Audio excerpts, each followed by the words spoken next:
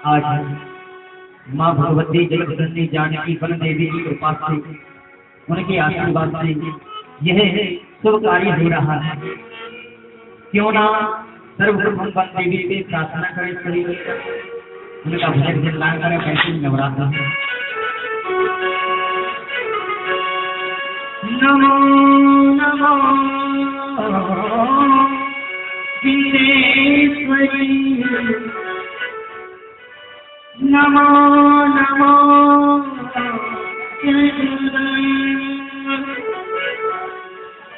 भक्ति जनों की काज में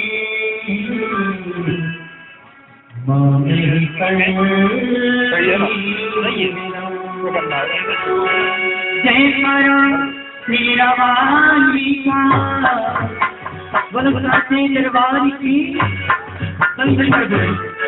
बोले साचे दरबार की।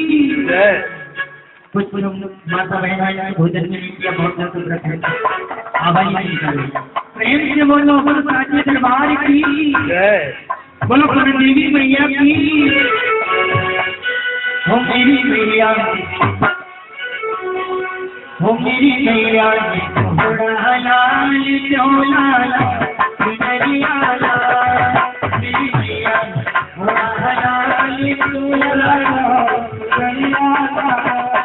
मेरी मैया, थोड़ा लाल चोला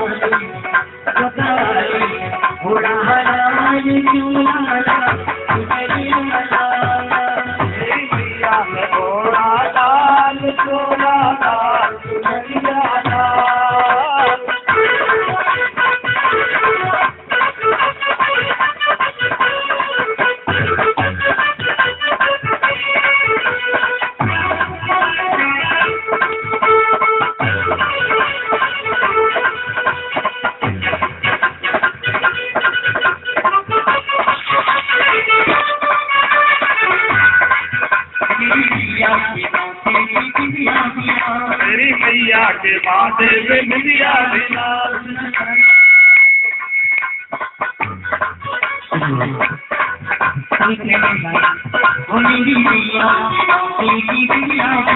मेरी मैया के बादे में मिलिया बिना,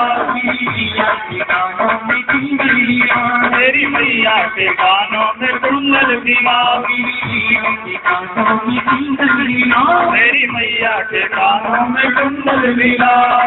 मांग भरी है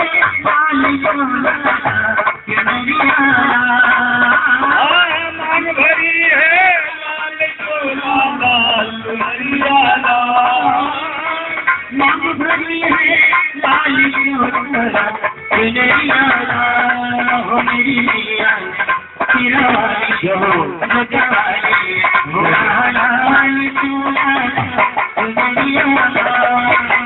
मैया ने घोड़ा लाल चोला लाल चुनरिया लाल।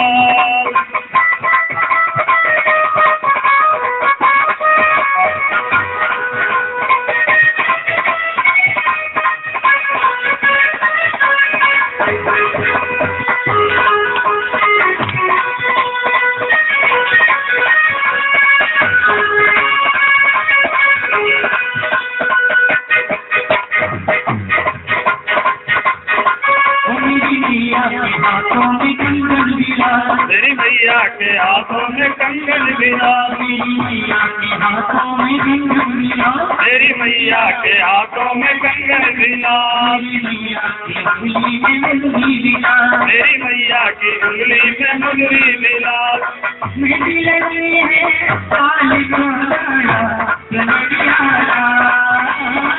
मेहंदी लगी है लाल चोला लाल चुनरिया लाल।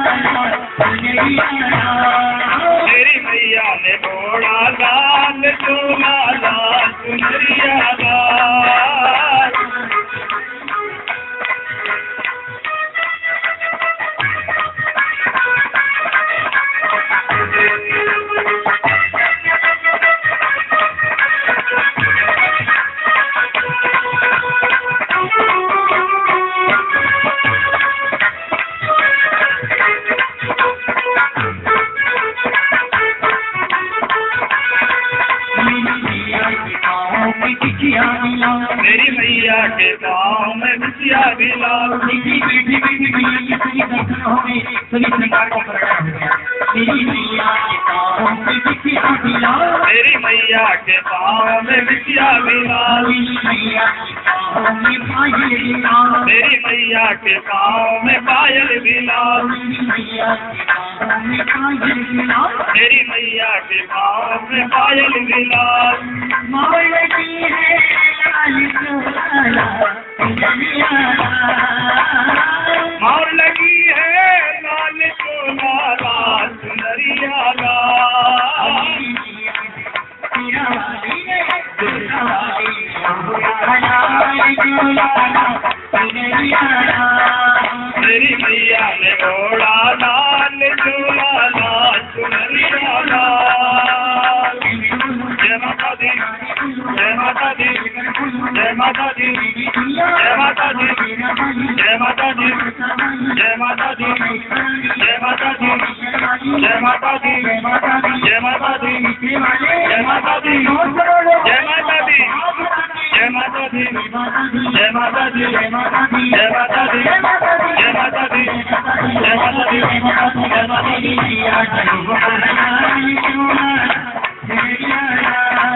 मेरी मैया ने ओढ़ा लाल चोला लाल चुनरिया लाल।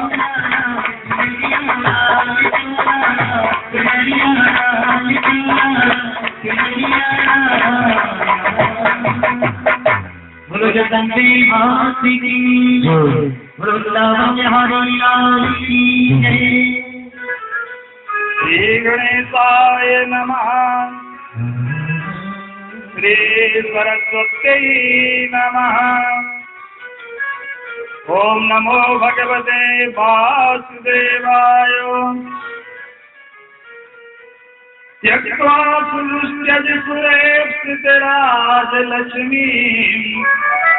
धर्मिष्ठ आर्यवचसा यद्गादिरण्यम्। मायामृगं दैत्येक्षितमनर्धावत्, वन्दे महापुरुषते चरणारविन्दम्। कृष्णः कान्तकलेवरः सुप्रमुखा, कृष्णं प्रपद्ये भूतम्। कृष्णे व्रजविस्तरे विलसितम्, कृष्णाय सर्वार्पणम्। कृष्णात् कोऽपि न कोमलोत करुणा, कृष्णस्य नामामृतम्। कृष्णे मे समाधिरेति रसिके, हे कृष्ण हे। या सृष्टिः सृष्टुराद्या, वही विधिहुतम् याः वीर्या सहोत्री। ये कालं विधत्ता श्रुति विषय गुणा, व्यास्थिता व्याप्य विश्वम्। या माहु सर्वबीज प्रकृतिरित्यया, प्राणिनः प्राणवन्तः। प्रत्यक्षाभिः प्रपन्नस्तनुभिरवतु, वस्ताभिरष्टाभिरीशः। मनोजवं मारुततुल्यवेगम्, जितेन्द्रियं बुद्धिमतां वरिष्ठम्। वातात्मजं वानरयूथमुख्यम्, श्रीरामदूतं शरणं प्रपद्ये। व्यासाय विष्णुरूपाय व्यासरूपाय विष्णवे,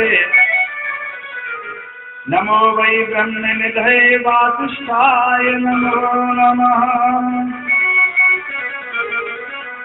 वक्रतुण्ड महाकाय कोटिसूर्यसमप्रभ,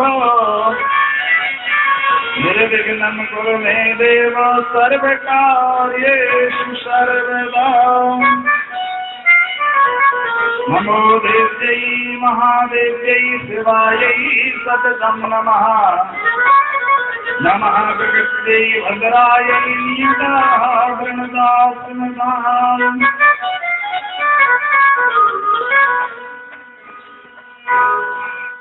बोलिए भागवत महापुराण की, यज्ञनारायण भगवान की, जगदम्बे महारानी की, सब संतन की, सब भक्तन की जय जय श्री राधे। अखंड भूमंडलाचार्य कृष्णचंद्र ब्रजचंद्र और ब्रह्म परमात्मा के परम अनुग्रह स्वरूप भगवती पराम्बिका जगदम्बिका वनदेवी महामाया की परम कृपा से यह पुनीत अवसर हमको प्राप्त हुआ है कि आज हम यहाँ एकत्रित होकर के भगवान के मंगलमय गुणानुवाद का श्रवण यहाँ कर रहे हैं। भगवान की मंगलमय कथा का यहाँ हम श्रवण कर रहे हैं। तो आइए कथा में हम शरीर से तो बैठे हैं, मन से भी हम कथा में बैठ जाएं। हमारा मन संसार से विरक्त होकर के, संसार से हट करके कथा में आ जाए तो पूर्व में भगवान का नाम संकीर्तन भाव से और उसके बाद भगवान की मंगलमय कथा। तो आइए भाव से भगवान का नाम का संकीर्तन करें।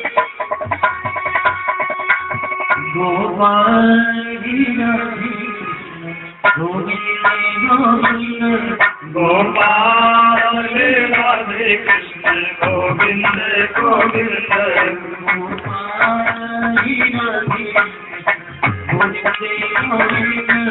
गोपाल राधे कृष्ण गोविंद गोविंद, कृष्ण गोविंद गोविंद, कृष्ण गोविंद गोविंद, कृष्ण गोविंद गोविंद, कृष्ण गोविंद गोविंद, कृष्ण गोविंद गोविंद, कृष्ण गोविंद गोविंद, कृष्ण गोविंद गोविंद, कृष्ण गोविंद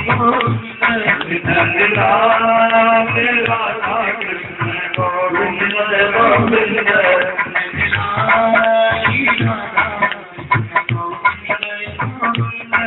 नंदलाल राधा कृष्ण गोविंद गोविंद, कृष्ण गोविंद गोविंद, कृष्ण गोविंद गोविंद, कृष्ण गोविंद गोविंद,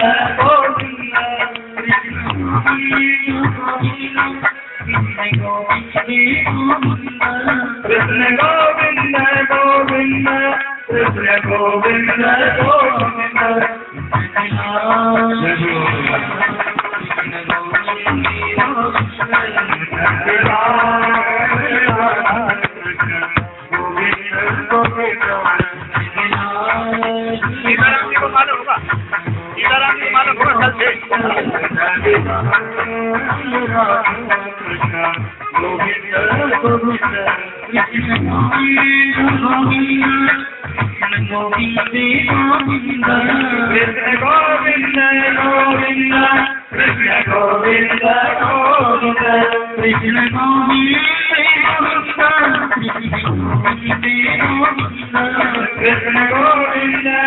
गोविंद, कृष्ण गोविंद गोविंद,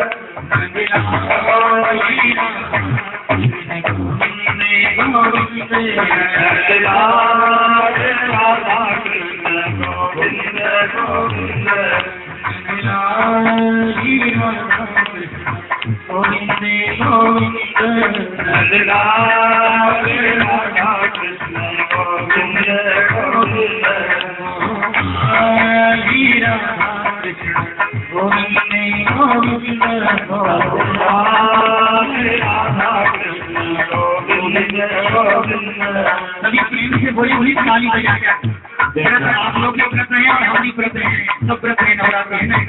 प्रेम से बोले, जोर से बोले, उच्चारण करके कृष्ण गोविंद गोविंद, गोपाल राधा कृष्ण गोविंद गोविंद, गोविंद गोविंद, नंदलाल राधा कृष्ण गोविंद गोविंद, कृष्ण गोविंद गोविंद, कृष्ण गोविंद गोविंद, कृष्ण गोविंद कृष्ण गोविंद गोविंद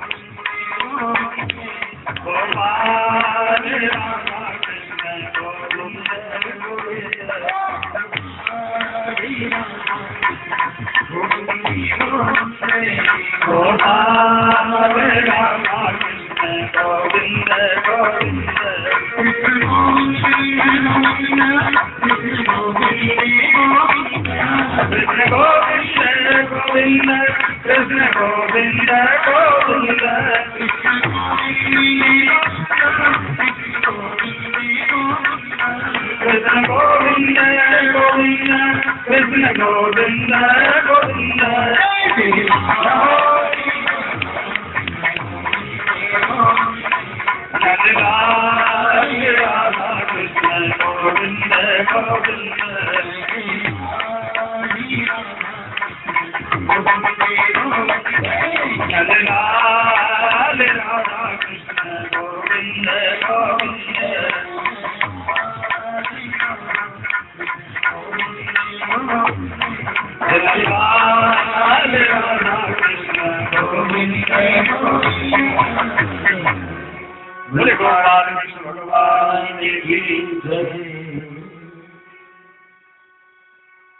तो आइए हम अब भागवत जी के तृतीय दिवस की कथा में प्रवेश करें। आज श्रीमद् भागवत महापुराण का तृतीय दिवस है। प्रथम दिवस हमने सत्संग की महिमा का यहाँ श्रवण किया और द्वितीय दिवस अर्थात कल भगवान इंद्र ने साक्षात यहाँ वृष्टि करके हमारे यज्ञ में एक उपस्थिति उनकी दर्ज करा दी। जैसा कि शास्त्र पुराणों में आपने पढ़ा होगा, सुना होगा, रामायण में, सीरियलों में, महाभारत में देखा होगा कि जब भगवान अवतार लेते थे और लीलाएं करते थे तो कुछ कभी सुंदर जब लीला भगवान की होती थी उस समय देवता लोग पुष्प वृष्टि करते थे, पुष्पों की बरसात आकाश से करते थे। तो ऐसी पुष्प वृष्टि कल यहाँ हुई और वास्तव में ये कलयुग में यही पुष्प वृष्टि है।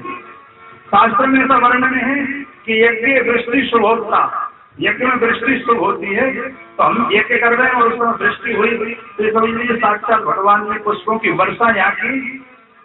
ऐसा सुमंगल अवसर हमें प्राप्त हुआ।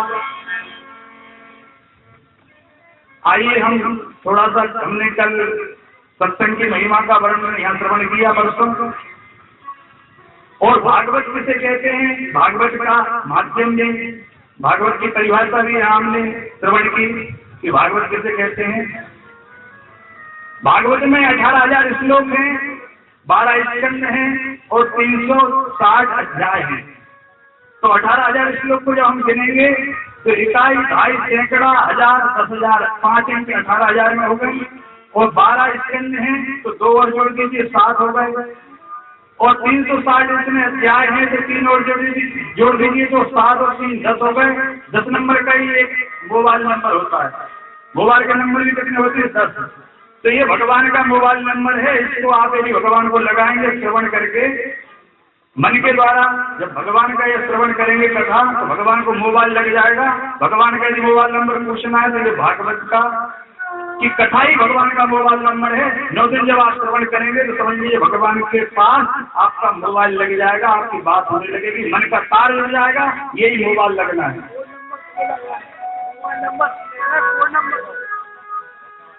आत्मा ही कोड नंबर है और मन ही कोड नंबर है। जितने प्रेम से आप लगाओगे उतना जल्दी लगेगा, और जितनी आत्मा से लगाओगे, पवित्रता से लगाओगे, ध्यान पूर्वक लगाओगे, एकाग्रता से लगाओगे, उतनी जल्दी लगेगा। यही कोड है। जिसका जल्दी लग जाए समझ लीजिए उसका तो भगवान से जल्दी संपर्क हो गया, यानी भगवान ने उसको जल्दी कृपा कर दी। तो ये भगवान का 10 नंबर का मोबाइल नंबर है। आइए हम थोड़ा सा भागवत से परिचित हुए, सत्संग से परिचित हुए। अब थोड़ा सा बंदेवी महामाया अमृत मंथन पीठ इसका नाम जो है स्थान का, उसको थोड़ा परिचित हो लें। मुझे नहीं पता कि किसने ये जो है नाम रखा, पर इसमें भी कुछ रहस्य छपा हुआ है।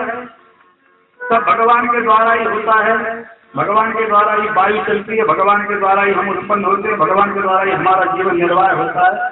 भगवान ही बुद्धि देते हैं, भगवान ही बुद्धि छीन लेते हैं। भगवान ने बुद्धि ऐसी दी होगी कि इसका नाम अमृत बंदेवी महामाया अमृत मंथन नाम रखाया। तो बंदेवी का अर्थ करें तो बन देवी अर्थात बन की देवी। तो वास्तव में भी हम देखा जाए तो बन ही देवी है। बन अर्थात प्रकृति, प्रकृति जो है वह देवी स्वरूपा है, और परमात्मा जो है पुरुष स्वरूप है, आकाश स्वरूप है। प्रकृति स्वरूपा भगवती देवी है। तभी तो हम आंवले के वृक्ष में भगवती की पूजन करते हैं, तभी हम जो है पीपल के वृक्ष में, पीपल क्या है? प्रकृति है। आंवले का वृक्ष क्या है? प्रकृति है। नीम का वृक्ष क्या है? प्रकृति है। देवी जी का पूजन नीम के वृक्ष में, आंवले के वृक्ष में, पीपल के वृक्ष में, जामुन के वृक्ष में, तुलसी के वृक्ष में माँ भगवती की पूजन करते हैं। ये प्रकृति तो है, ये बन तो है ही। ऐसी बन देवी नमो देव देवी, यहाँ हम दुर्गा सप्तशती के माध्यम से भगवती के यहाँ यज्ञ करते हैं। तो उसमें एक श्लोक आया है, नमो देव देवी महादेव देवी शिवाय सहस्रम नमः, नमः प्रकृत्यै भद्रायै नियताः परिणतात्मसाम्, नमः प्रकृत्यै भद्रायै। तो नमः प्रकृति, प्रकृति शब्द भगवती के नाम आया है, प्रकृति भी भगवती का नाम है। नमः हम नमस्कार करते हैं प्रकृति स्वरूप भगवती का। तो बन देवी अर्थात ये जो प्रकृति है यही देवी है, ये देवी स्वरूपा है प्रकृति। तो ऐसी बन देवी, और यहाँ भी वन पर्वत विराज दिखाई दे रहा है, पर्वत पौधे दिखाई दे रहा है, वृक्ष दिखाई दे रहा है। तो बन देवी अर्थात यही नहीं कि जो मूर्ति अष्टभुजा बैठी हुई यही बन देवी, ये प्रकृति सर्वत्र जो विराजमान है यही बन देवी है। महान वृक्षो जायते वर्धते च, पुराण में तो आया है वृक्ष महान होता है। और एक वृक्ष को यदि हम लगा दें तो समझ लीजिए एक पुत्र को उत्पन्न करने के समान यदि एक वृक्ष को लगाकर हम उसका पालन पोषण करते हैं तो एक पुत्र के समान और फल हमें प्रदान होता है। जिसके संतान न हो वो एक वृक्ष को लगा करके उसका पालन पोषण पुत्र के समान करे। तो समझ लीजिए पुत्र नरकान आए थे, जिस फल को, जो फल हमें पुत्र के को उत्पन्न करने से जो फल प्राप्त होता है वो ये वृक्ष की देख करने से, लगाने से उस फल की प्राप्ति हो जाएगी। ऐसी क्योंकि वो भगवती स्वरूपा है प्रकृति, क्योंकि हम प्रकृति का वृक्ष लगाएंगे तो प्रकृति का पूजन करेंगे, तो वृक्ष लगाएंगे तो भगवती की पूजन करेंगे, देवताओं की पूजन करेंगे, और देवताओं की पूजन करेंगे तो हम जो है पितृ ऋण से, ऋषि ऋण से और देव ऋण से मुक्त हो जाएंगे। यही हम संतान उत्पन्न करके 3 गुणों से मुक्त होते हैं। तो ऐसी बन देवी जो है भगवती का नाम है, नमो देव देवी बन देवी। और आगे आया अमृत मंथन पीठ, बन देवी महामाया। दूसरा शब्द आया बन देवी महामाया। तो महामाया भी दुर्गा सप्तशती जब आप पढ़ेंगे तो इसमें कई बार महामाया शब्द आया है। महामाया, महाकाली, महामारी, छिलात्रसा, निद्रा, कृष्णा, चैकी वीरा, काल रात्रि, दुर्दया, रहस्यम में ये श्लोक आया है। महामाया, महाकाली, महामारी, छिलात्रसा, निद्रा, कृष्णा, चैकी वीरा, काल रात्रि, दुर्दया। तो ये भगवती के नाम है। महामाया, महाकाली, क्षुधा, तृष्णा, ये सब भगवती के नाम है। जैसे प्रथमम शैलपुत्री द्वितीयम ब्रह्मचारिणी, जैसे 9 दुर्गों में 9 दिन अलग अलग देवी की पूजन होती है, अलग अलग देवी जी के रूपों का पूजन होता है। वास्तव में देवी है तो एक ही है, ब्रह्म है तो एक ही है। ब्रह्म और माया यही देवी और देवता है। माया से अनेक देवियां हो गई और ब्रह्म से अनेक देवता हो गए। तो महामाया देवी जी का ये एक नाम है। तो बन देवी महामाया। और अमृत मंथन पीठ, विशेष शब्द है अमृत मंथन पीठ। पीठ अर्थात होता है स्थान, और अमृत मंथन का समझे आप थोड़ा सा। तो समुद्र का जब मंथन हुआ तभी आप जानते हैं तो अमृत प्रकट हुआ। लेकिन जब अमृत का मंथन होता है तो क्या प्रकट होता है? तो कल परसों का हमने सुना कि बिन सत्संगे विवेक न हो,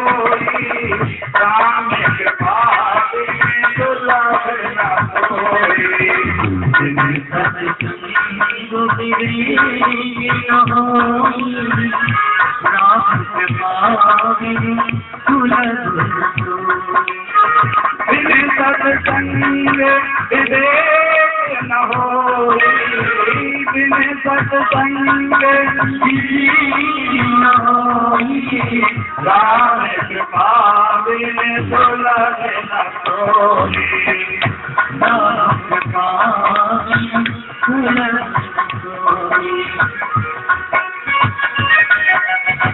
प्रवनामृत जय कथा सुहाई, प्रवनामृत जय कथा सुहाई, कहीं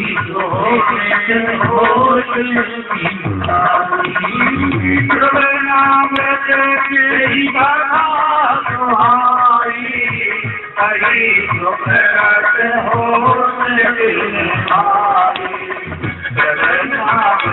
जय कथा सुहाई, कहीं तो प्रकट हो तो अमृत समुद्र का मंथन हुआ तो अमृत प्रकट हुआ, और जब अमृत का मंथन होता है तब क्या प्रकट होता है? विवेक प्रकट होता है, ज्ञान प्रकट होता है, क्योंकि भगवान की कथा अमृत के समान है। तो ये अमृत का यहाँ मंथन हो रहा है, तो इससे क्या प्रकट होगा? ज्ञान, विवेक। बिन सत्संग विवेक न होई, क्योंकि ये कथा अमृत है। सतनामृत जही कथा सुहाई, तो यहाँ अमृत मंथन पीठ इसका नाम है। तो अमृत मंथन पीठ में काय का मंथन होगा? अमृत का ही मंथन होगा ना। समुद्र में समुद्र का मंथन हुआ तो यहाँ अमृत पीठ इसका नाम है, अमृत मंथन पीठ। तो यहाँ अमृत का मंथन हो रहा है। और अमृत क्या है? भागवत की कथा, सत्संग ही अमृत है, और इसका यहाँ हम मंथन कर रहे हैं। श्रवणामृत जय कथा सुहाई, श्रवण करने से जो अमृत के समान फल प्रदान करे वह कथा, वह भागवत की कथा, वह सत्संग ही अमृत के समान है। तब कथामृतम ताप्त जीवनम,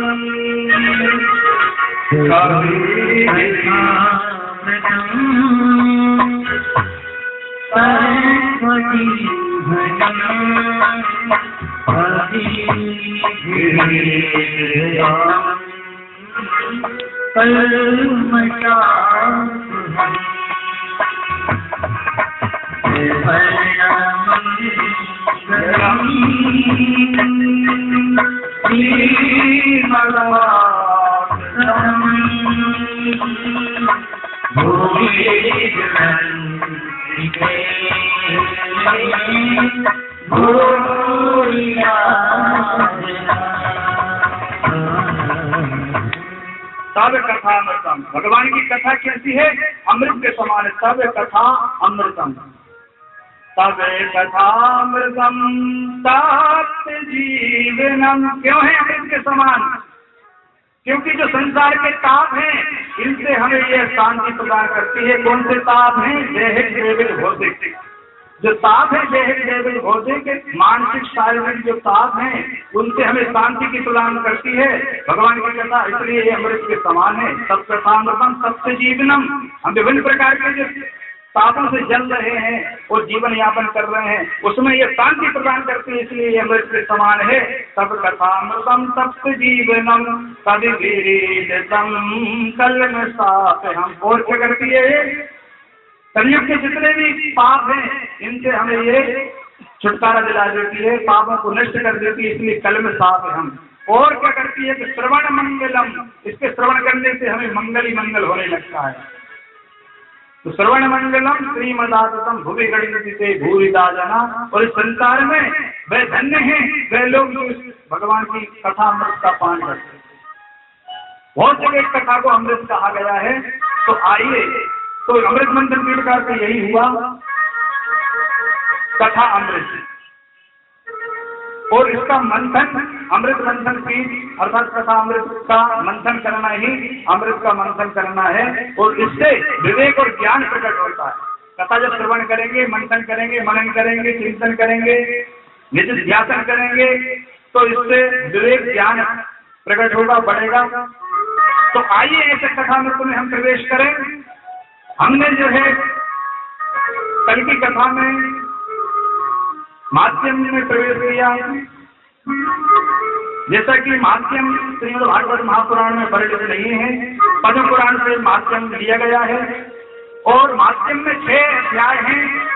6 अध्याय के प्रथम अध्याय के प्रथम श्लोक का हम यहाँ व्याख्या कर रहे थे, अर्थ कर रहे थे। प्रथम अध्याय के प्रथम श्लोक पर चर्चा कर रहे थे। सच्चिदानंद रूपाय विश्वोत्पत्त्यादिहेतवे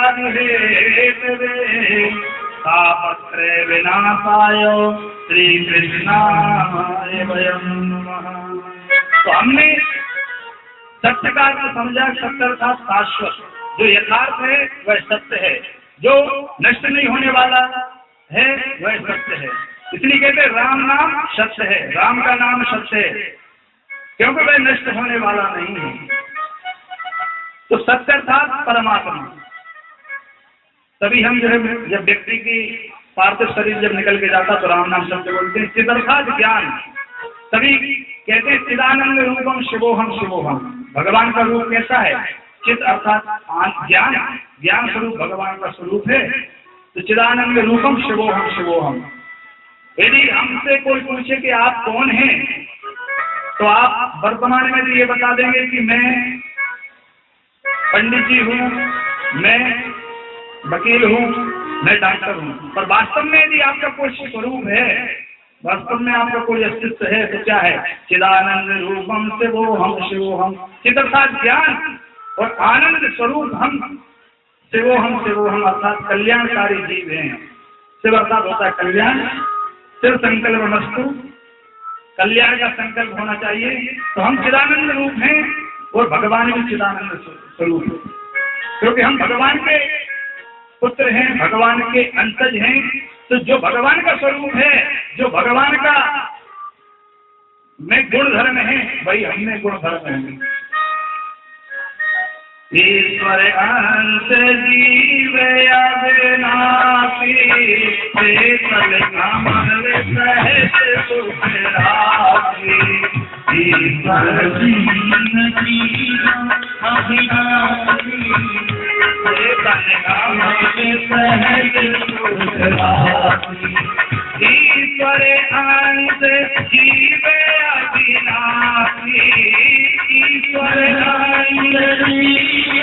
अविनाशी, ईश्वर अंश सहज सुख राशि।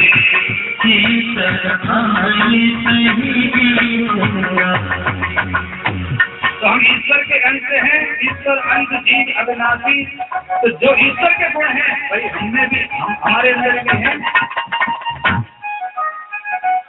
तो इसलिए हम चिदानंद रूप शिवोहम शिवोहम। हमारा वास्तविक स्वरूप तो यह है कि हम चित आनंद और चिदानंद, चित आनंद स्वरूप शिवोहम कल्याणकारी जीव हैं।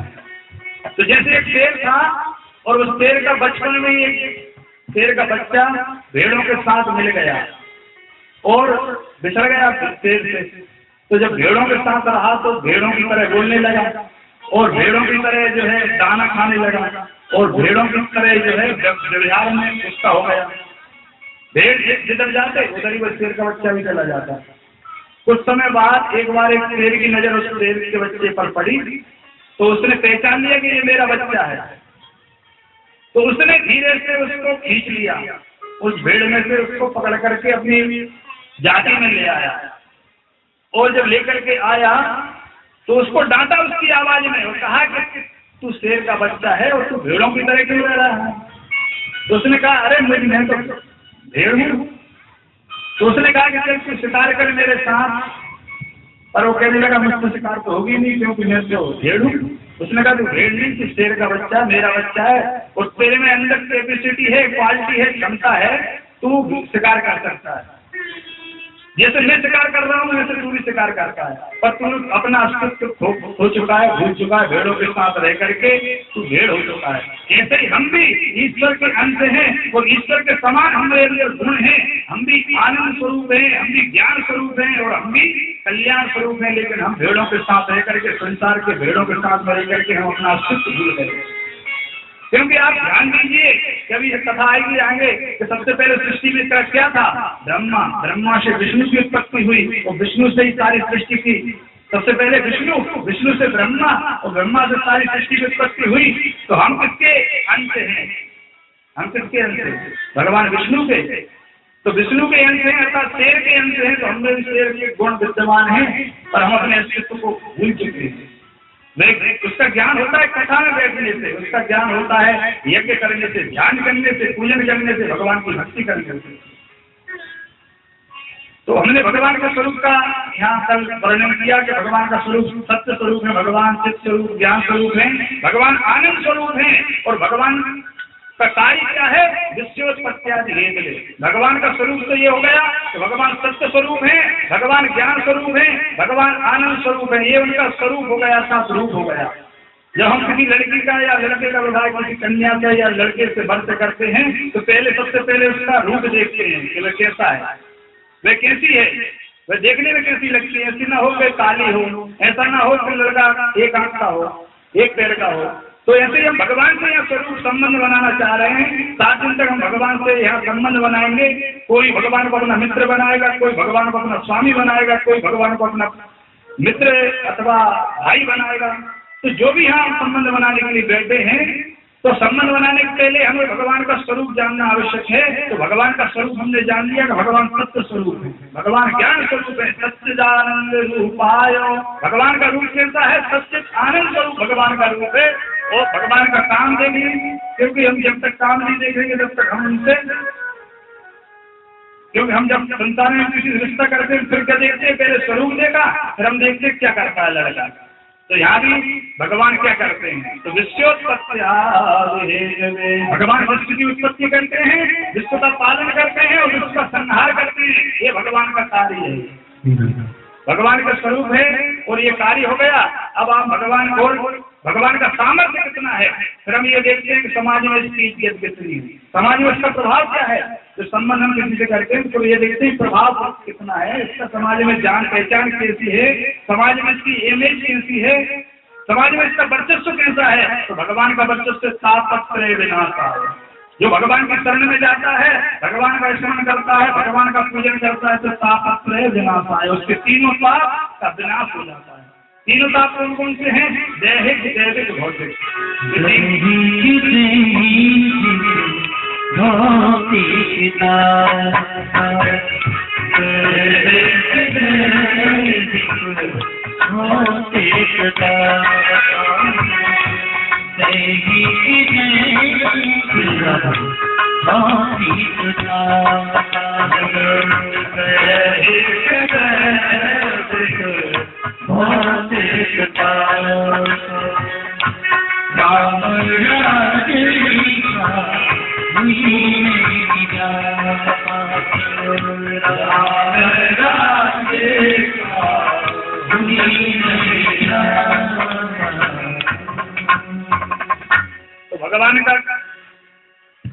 भगवान का प्रभाव ही क्या है? दैहिक, दैविक, भौतिक को नष्ट करने वाले हैं भगवान। और आगे आया है उस श्लोक में सच्चिदानंद रूपाय विश्वोत्पत्त्यादि हेतवे तापत्रय विनाशाय श्री कृष्णाय वयं नमः। श्री अर्थात राधा, श्री कृष्णाय राधा के साथ श्री कृष्ण के लिए नमः अर्थात हम सब नमस्कार करते हैं, नमन करते हैं। तो यहाँ श्री शब्द भी लगाया गया है अर्थात अकेले भगवान कृष्ण को नहीं, राधा जी के साथ भगवान कृष्ण को, अकेले जो है सुखदेव जी महाराज, अकेले व्यास जी महाराज यहाँ नमस्कार नहीं कर रहे हैं, नुमा शब्द आया है अर्थात हम सब भगवान कृष्ण को राधा के सहित नमस्कार करते हैं। तो एक बार भगवान कृष्ण ने राधा जी से कहा कि राधा जी जब आप मेरे साथ रहती हो तो मेरी बड़ी इज्जत होती है समाज में, और जब आप मेरे साथ नहीं रहती तो सब मुझे कनुआ कनुआ कह करके, काला काला कह करके पुकारते हैं, बड़ी बेइज्जती मुझे होती है।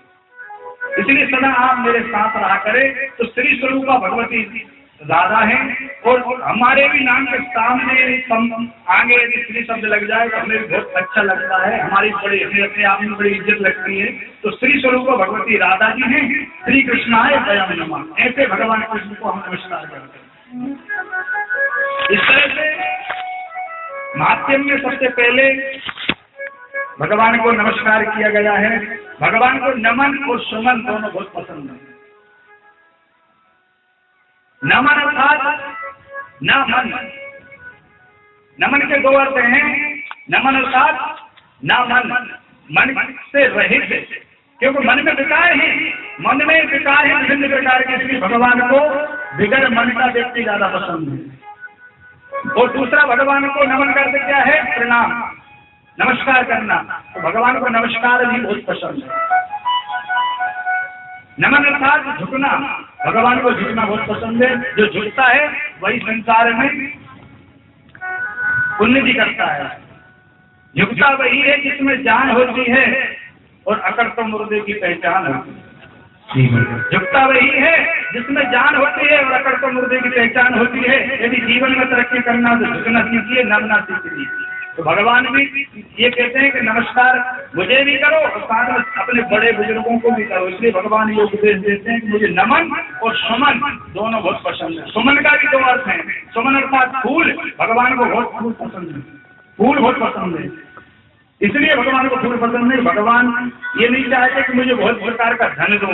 भगवान से कहते हैं पत्रम पुष्पम फलम तोयम योगे भक्त्या रक्षति तदेहम उपहृतम अस्नामि प्रयतात्मना। जो मुझे पत्र पुष्प फल और जल भी यदि श्रद्धा से अर्पण करता है उसको भी मैं वैसा प्रदान कर देता हूँ जो बहुत सारे धन से और बहुत सारी तपस्या से वह प्रदान नहीं करता। तभी तो भगवान शंकर अकौए के फूल से प्रसन्न हो जाते हैं। तभी तो भगवान विष्णु कनेर के पीले पीले पुष्प से, चमेली के सुगंधित पुष्प से प्रसन्न हो जाते हैं। तभी तो दुर्गा जी को लाल फूल चढ़ा दिया जाए कनेर का तो उससे प्रसन्न हो जाते हैं। तभी तो हम बिलपत्र लेकर के भगवान शंकर की पूजन करते हैं। तभी तुलसी दल हम भगवान विष्णु को चढ़ाते हैं, क्योंकि भगवान ये कहते हैं कि मुझे धन नहीं चाहिए, मुझे तुम्हारा कुछ तन नहीं चाहिए, मुझे तो केवल एक सुंदर पुष्प भाव से अर्पण करके उसी से प्रसन्न हो जाऊंगा। तो भगवान को सुमन बहुत पसंद है, सुमन अर्थात फूल। और भगवान को सुमन का दूसरा अर्थ है सुंदर मन, भगवान को बहुत पसंद है। सुंदर अर्थात सुंदर और मन अर्थात मन, तो सुंदर मन भगवान को बहुत पसंद है। हमारा मन सुंदर बनाइए, भगवान अपने आप आपको, आपके मन को अपने आप खींच लेंगे अपनी तरफ। तो इस तरह से वयम नमः श्री कृष्णाय वयम नमः, भगवान कृष्ण को राधा के साथ हम सब नमस्कार करते हैं। इस तरह से भगवान का यहाँ जो है मंगलाचरण हुआ, भगवान का बंधन हुआ, भगवान को प्रणाम किया। कोई भी ग्रंथ के प्रारंभ में बंधन आवश्यक है। इस दृष्टि से माध्यम के पूर्व में भगवान का यह बंधन हुआ है। उसके बाद नेमिते सूतमासीन अभिवाद्य महामतिं कथामृतो रसस्वाद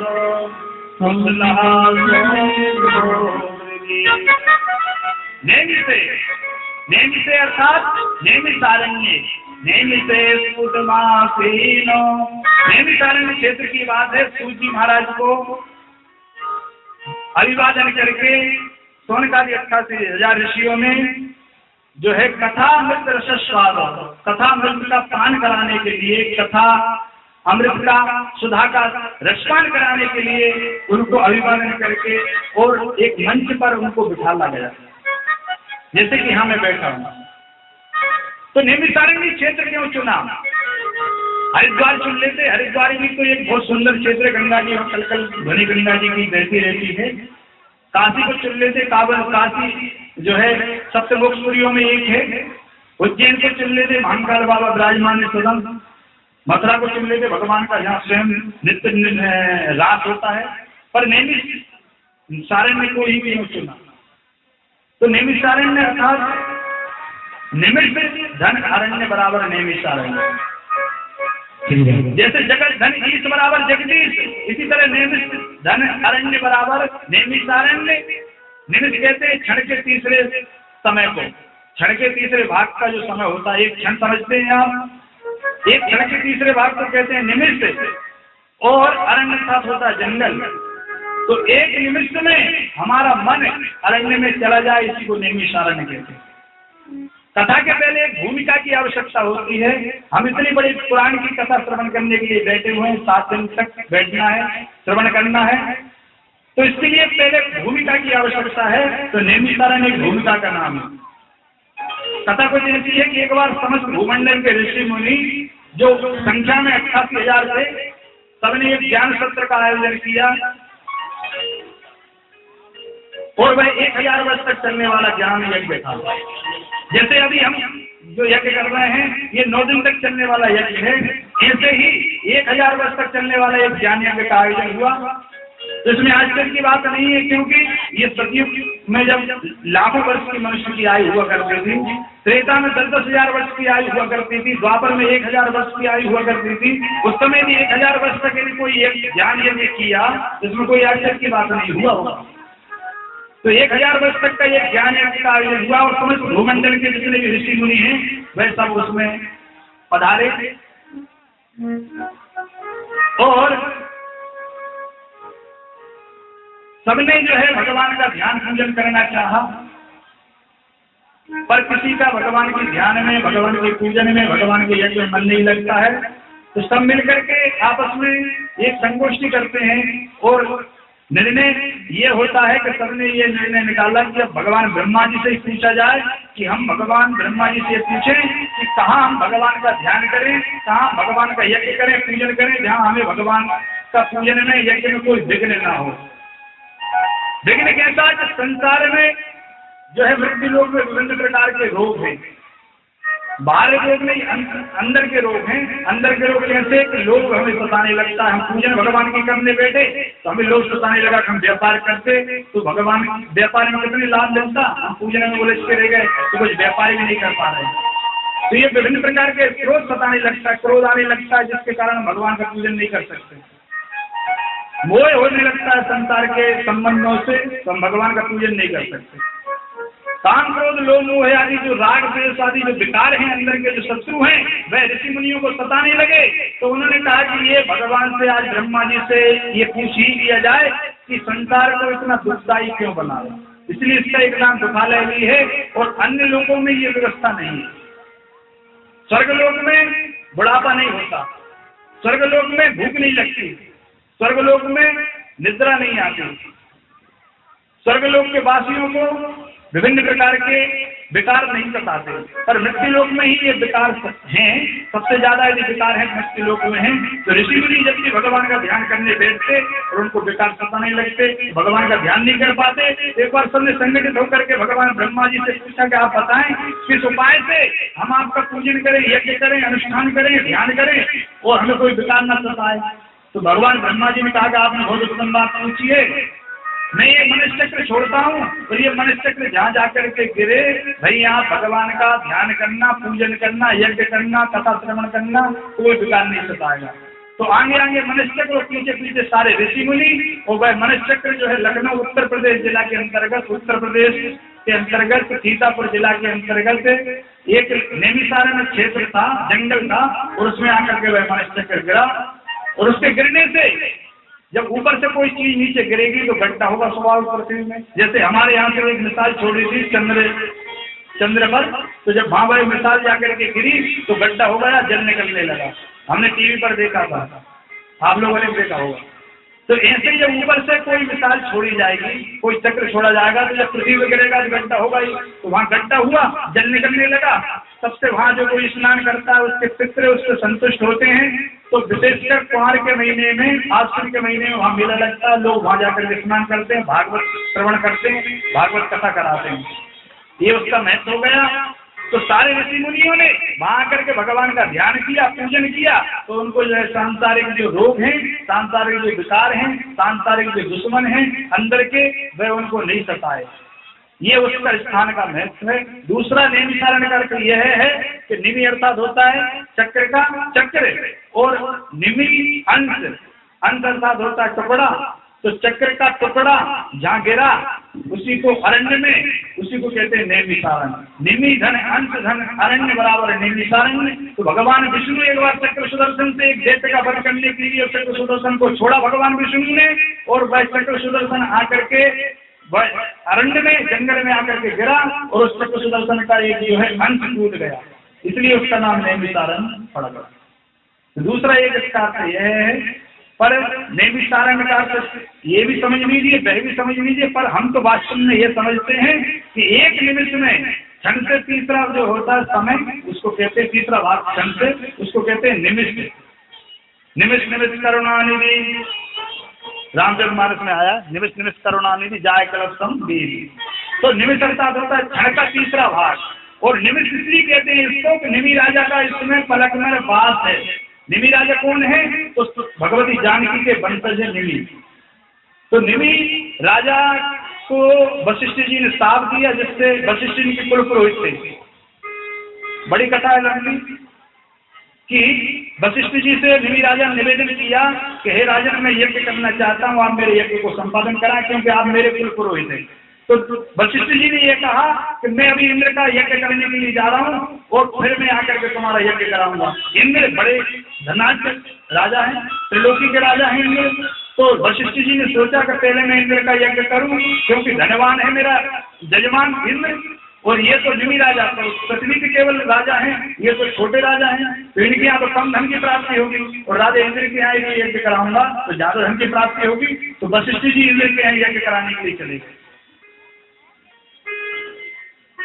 इधर जब निमि राजा ने देखा कि मेरा यज्ञ मुझे प्रारंभ करना है और अभी तक मेरे कुल पुरोहित जो है, कुल गुरु जो है, वह वशिष्ठ जी अभी तक नहीं आए, तो उन्होंने दूसरे कुल पुरोहित को, उनके जो भाई थे, उनको जो है वशिष्ठ जी के जो भाई थे, उनको ही जो है यज्ञ के आचार्य बना करके और यज्ञ प्रारंभ कर दिया। उधर से जब वशिष्ठ जी आए और उन्होंने देखा कि मेरे जो पुरोहित था, मेरा जो जजमान था, उसने तो यज्ञ शुरू कर दिया। तो वशिष्ठ जी नाराज हो गए और उन्होंने साथ दे दिया कि तू जो है, तुझे अपने शरीर का, तुझे अपने धन का, देह का बड़ा घमंड है, तूने मेरी बिगर आज्ञा के, मेरे बिगर आदेश के तूने यज्ञ शुरू कर दिया, इसलिए तू देह को त्याग कर दे। तो इन्होंने राजा निमि ने देह का त्याग कर दिया। राजा निमि ने साथ दे दिया, क्योंकि वह भी धर्मनिष्ठ थे, कर्मनिष्ठ थे, ज्ञाननिष्ठ थे और तपोनिष्ठ थे। और उन्होंने ये इस तर्क से उन्हें साथ दिया वशिष्ठ ऋषि को कि मैंने आपकी प्रतीक्षा की, आप नहीं आए तो मैंने यज्ञ का प्रारंभ किया, इसलिए मैं दंड का अधिकारी नहीं हूँ, आपने मुझे गलत दंड दिया है। डीजल खत्म हो गया।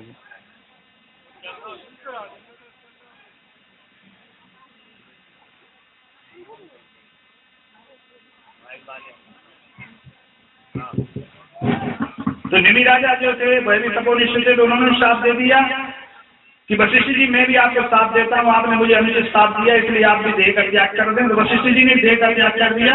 वशिष्ठ जी तो ज्ञाननिष्ठ थे, भगवान के बड़े भक्त थे, तो उन्होंने फिर मित्रावरण के